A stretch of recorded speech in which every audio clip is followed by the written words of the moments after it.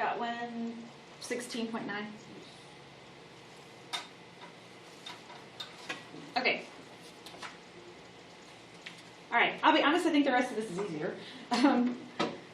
So in example 3, it's the subtense bar method. It's a method that surveyors use to determine a small distance between 2 points P and Q.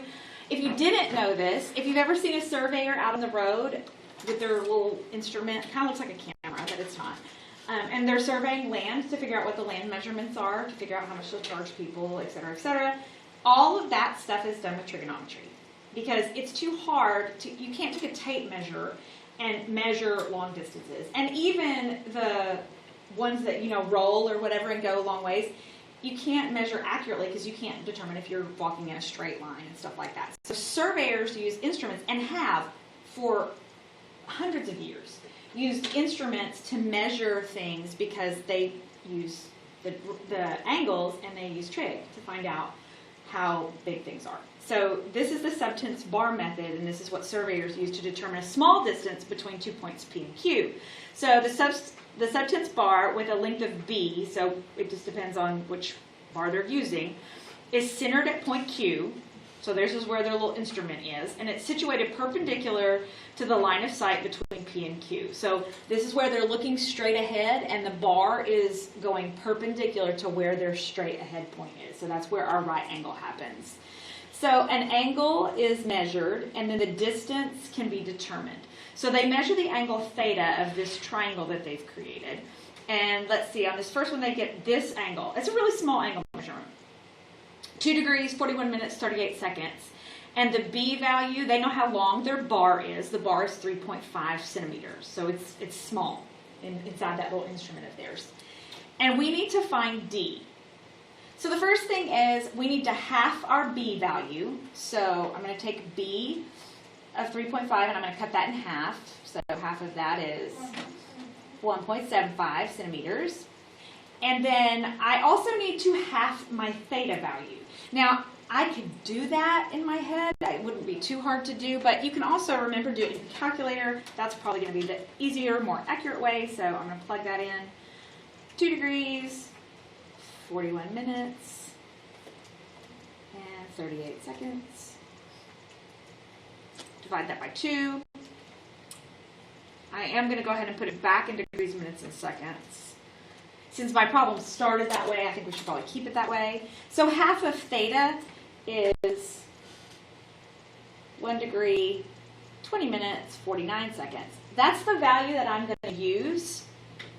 So I'm using half of this and half of this. And I'm trying to find D. So which one of the trig ratios is that going to be?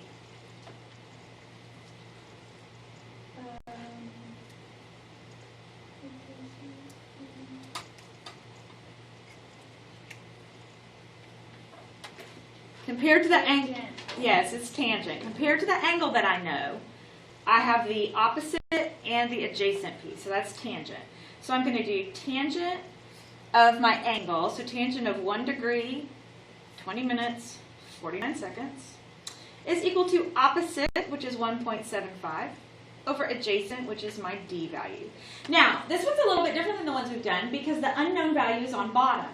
Still do all of your algebra first before you plug anything in your calculator. So if I do that, I'm going to multiply by D, and that would cancel this. And so I have D tangent 1 degree, 20 minutes, 49 seconds equals 1.75. And now I'm going to divide by the tangent business in order to get D by itself.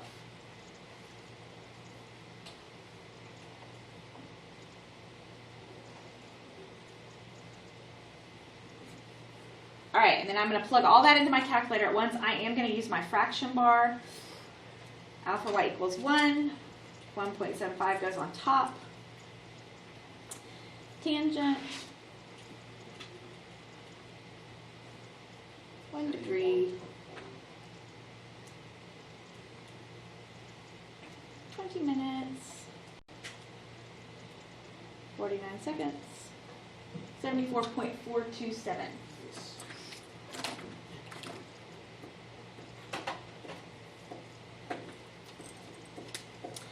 Okay. Then they ask, angle theta usually cannot be measured more accurately than to the nearest 1 second.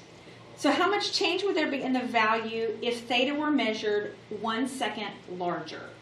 So if it were measured 1 second larger, remember, theta is the entire measurement. So that means I've got actually a half a second on each half. So I'm going to do the same calculations. My b value is still 3.5. My b over 2 is still 1.75. My theta is now bigger, which means my half theta is going to be 1 degree, 20 minutes, and 49.5 seconds. So I can do the exact same formula that I just did. I'm just going to change it by a half a second.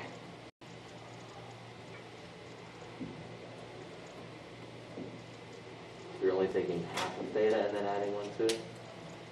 No, I took all of theta, added 1, which means I added a half to each half theta. Oh, got it. So I can just get you. I hope if you don't know this, you can arrow up and highlight what you want to change and hit enter, and then it becomes editable, and you can back up and type over in case you didn't know that. So I just need to add 0.5 on the end of this. So.